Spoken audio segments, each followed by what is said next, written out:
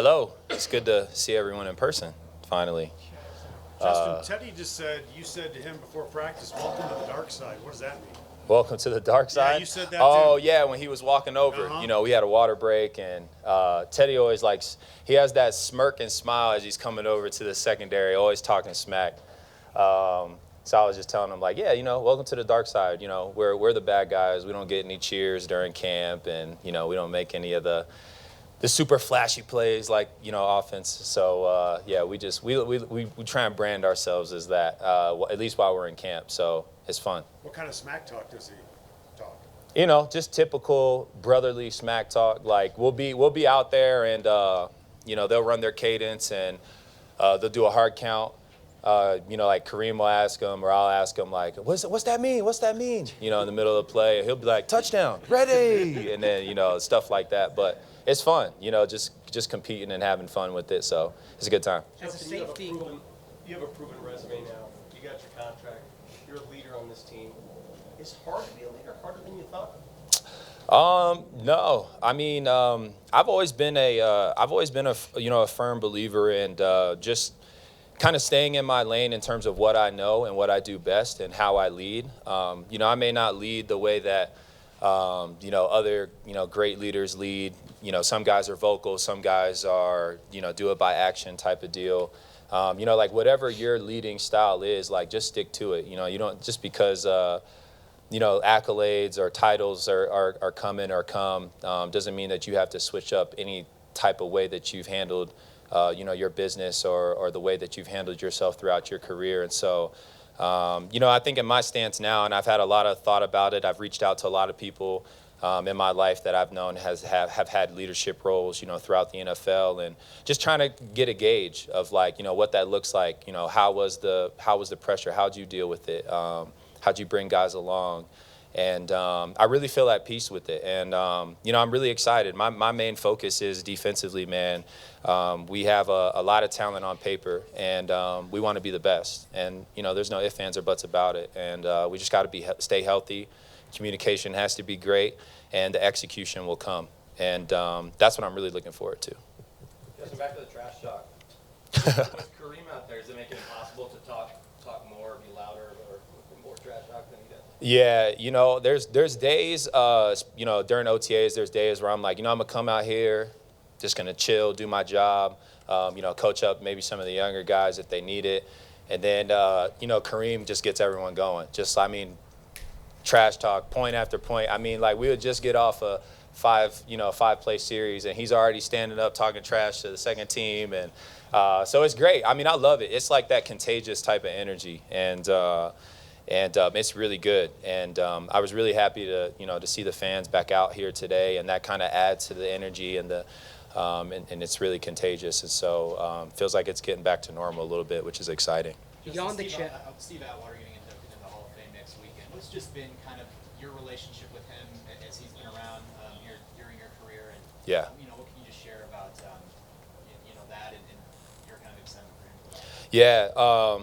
Man, Steve has been he's been such a blessing in my life. Not only as a what he's done for the football world, but just in life in general. Just saying how he is as a father and a husband, and those are the things that I pay attention to and that I just love to see. And it has such an impact on me, and it's really something that I truly want to emulate. And everyone has different playing styles, but that's something that I really want to emulate is just how he carries himself as a person, and he's so beloved, because of that. And that's really something that's super special. And his knowledge is just it's unbelievable. I'll never forget. There was a few years back where we're talking about cover 4. And he's just breaking it down. And if you ever watch somebody break something down, they kind of stare off into space, but everything's just so detailed and specific, and it's just extremely knowledgeable. And I'm just no wonder, this guy is a Hall of Famer, an Pro Bowler. It's just you look at the way he's breaking down just one coverage, and it's so detailed. And stuff like that I've picked up on has just been extremely helpful for my career. From your perspective as a safety going against Drew and Teddy, What are their similarities and what are their differences as you see them? Yeah, there's a few, and the main thing that I've noticed throughout OTAs and then a little bit of today is just like, man, competition brings out the best in everyone, and I'm really excited to have Drew and Teddy and them competing because from a secondary standpoint, it's making us way better. And it's helping us to be able to hold, work on our disguise, work on communication. You think you have something figured out one series, the next series you come out and you may give up a few passes that you just like, we didn't really want to give those up. And so those are the things that are like outside looking in, not really paying much attention that I'm really excited about. And I think that's great. And, I think Teddy being in the room for Drew, just leadership-wise, is great. Teddy's been around. He's had some success. And so I think, having someone like that in the room from experience, right? Like having a guy like TJ and Stu in the room, back when I was a little bit younger was so huge on my career. They've had success. They know how to do it the right way. And, picking up on those things, just being in the room, listening to conversations was huge for me. So I know that's going to be, really helpful for Drew as well. And Are we overreacting to Judy, or does he really seem like we should trust our eyes that he's taking this next step, Jerry? Nah, I don't think that's an overreaction at all. There's no doubt in my mind that Judy can't have an all-pro Pro Bowl season this year. He's just that good. And everyone wanted to, talk about, what happened last year, but I'm not even worried about it, one bit. I've seen the work, that he's been putting in the offseason, saw what he did in OTAs, and then, we only got a snippet of it today, having, snagging passes out of the air, way outside the, kind of body frame, and that's just the beginning, and so competition is something that he never shies from, and I know he's going to be tremendous this year for us. He'll be big. Just a few more. You've got a couple of new faces out there in the secondary, Fuller, Darby, Sertan. How have they adjusted so far?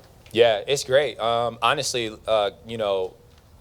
Darby's so athletically gifted that, a lot of this is really kind of like seamless for him. Transitioning, any type of defense, it's just the verbiage that change.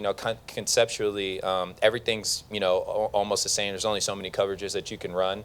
The verbiage is what changes. And so, once we get that communication down from a secondary standpoint, it'll be great. And Kyle's amazing. Kyle's already been in this defense. And so, he came in, he's been in day one and has already kind of talked about, this is how, here are how things are different. This is how they ran in Chicago. This is what's a little bit different now. This is what he prefers. This is what, Jack and I prefer. And so that's the biggest thing is just communication. Like, how can we all make this thing work so that we can be, the best in the league? And it's been great. And it helps having Bryce because Bryce knows, us really well, knows Kyle really well. And, he's just kind of that bridge that's kind of helped bringing everything together.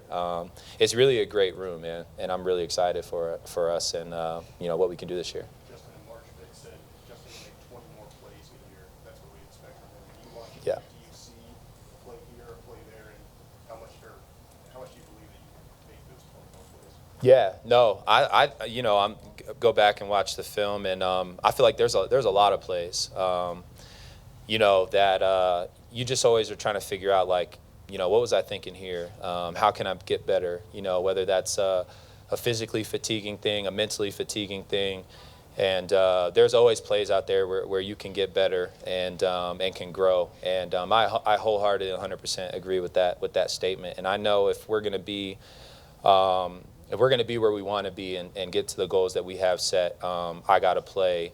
I got to get those 20 plays better, and I got to play, at a higher level. And so I'm really excited for that. And it'll be great, man. Every year is a new year, and it doesn't matter what you did the year prior. So that's what I'm looking forward to.